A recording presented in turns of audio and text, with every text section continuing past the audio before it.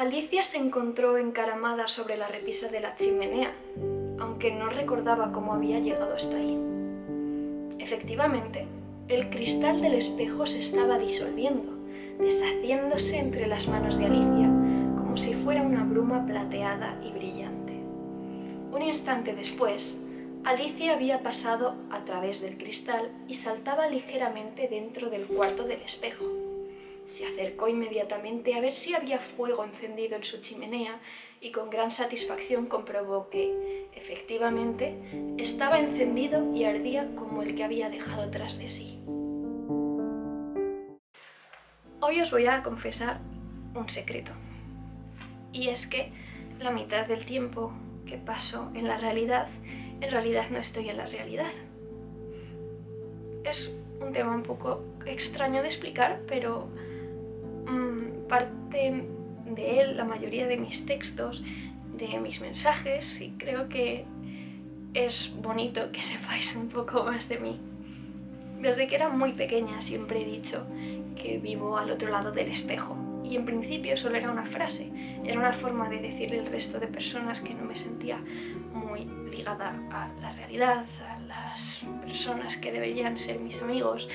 Me sentía un poco sola, muy diferente, y era simplemente por mi interior, por lo que pensaba, por lo que, digamos, divagaba en todos los temas y que notaba que la gente de mi edad no compartía.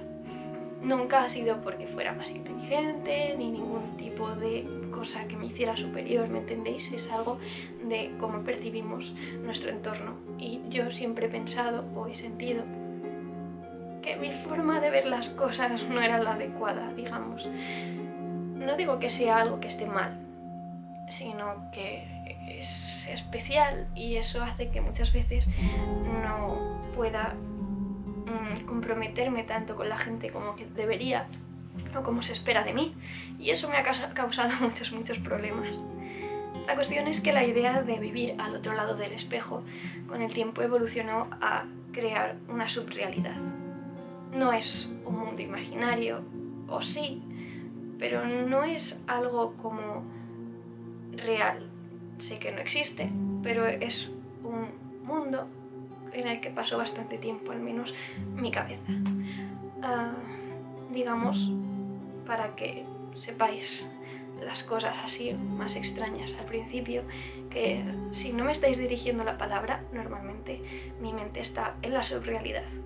Obviamente ese nombre es prestado de la saga del Nombre del Viento. Me pareció bastante adecuada la comparación con el mundo de Auri. Si no habéis leído el libro, supongo que sabréis más adelante a lo que me refiero. Pero bueno, en cualquier caso, ese nombre le pega bastante. ¿Qué es la subrealidad? Son muchísimos mundos. Es la nada y lo es todo, porque al fin y al cabo parte de lo creativa que yo pueda ser. Al principio solo eran acciones con asteriscos, igual que las que habréis visto muchos en mi Twitter, cuando narro alguna acción. Son acciones que no estoy haciendo, pero las estoy narrando.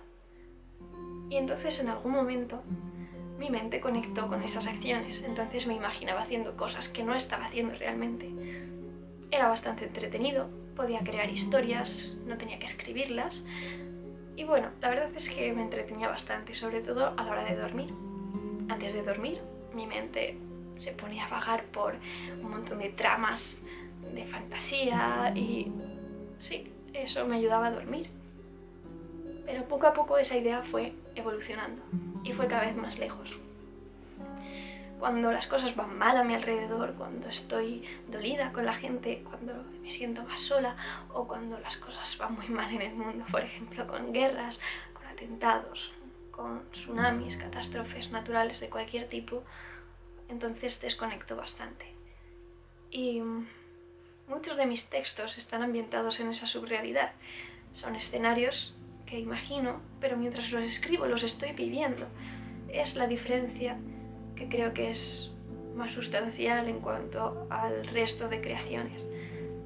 Cuando narro una conversación, cuando describo un paisaje de la subrealidad, estoy ahí, mi mente está totalmente desconectada de lo que tengo alrededor. Y no sé si eso es malo o bueno, no sé si eso me hace estar más loca o más cuerda, o si simplemente soy esquizofrénica, pero la verdad es que ese pequeño rincón me ayuda a desconectar, a centrarme, y muchas veces me vuelve una persona nueva que no conocía antes. Muchas veces os sorprende cuando digo hay varias Albas, o Alba 1 se está pegando con Alba 2, y es que en ese rincón puedo subdividir mis diferentes personalidades. Siempre he dicho que no soy constante, que no soy una persona con una personalidad súper definida, sino que voy adaptándome a las circunstancias, y eso lo veo bastante más claro desde que creo en ese mundo que, en fin, en el que vive una parte de mí, supongo. Una de las cosas que más me ayudó fue el tener personificadas las sensaciones, sentimientos, pero sobre todo una conciencia. Esa conciencia tomó forma en varios de mis relatos. Sobre todo empezó con la esencia de las cosas. En la esencia de las cosas hay un personaje, un hombre, que habla conmigo, y en el fondo lo que yo estaba buscando es tener una conversación conmigo misma, pero necesitaba personificarlo en alguien. Lo que no sabía es que ese personaje se iba a anclar a mi subrealidad, y al final ha terminado apareciendo en muchos de los relatos que escribí. En algún momento descubrí que no solo escribía sobre un hombre, una persona, un chico, un ente, un ángel, sino que escribía sobre dos personas, y todavía no les tengo pillados el truco, pero así es como evoluciona la subrealidad. Poco a poco voy descubriendo cosas que ni yo misma sé que tengo dentro de la cabeza. El problema, y esto es lo que os quiero comentar, es que a veces no es bueno desconectar tanto. No es bueno que esté en una clase y mi cabeza no esté en la clase, sino que esté pensando en lo que estaría haciendo si estuviera en otro mundo paralelo, con sus ambientes, con su cabaña, su lago, su bosque. Tampoco es bueno que si nadie me dirige la palabra esté como ausente, como si la realidad me diera igual, como si el tiempo no estuviese avanzando.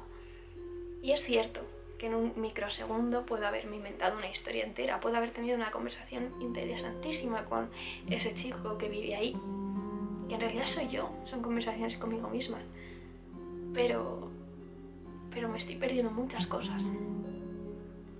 Tuve una fase un poco más brusca, más, digamos, difícil, y de repente pasaba allí la mitad del tiempo.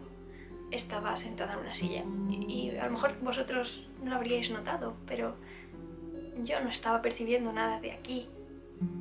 Estaba caminando por el campo que no existe, o yendo a hablar con un oráculo a una colina muy apartada, o quizás estaba simplemente tomando el té como Alicia con un sombrero loco. No sé para qué me sirven estas cosas, ni sé si significan algo de mi forma de percibir el mundo, o simplemente de cómo pienso, de cómo soy, pero me parece una cosa interesante para estudiar, para indagar y averiguar hasta dónde puede llegar.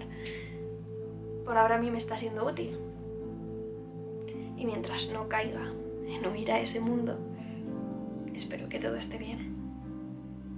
No creo que nunca vaya a salir del otro lado del espejo, pero al menos quizás ahora me entendáis un poco mejor.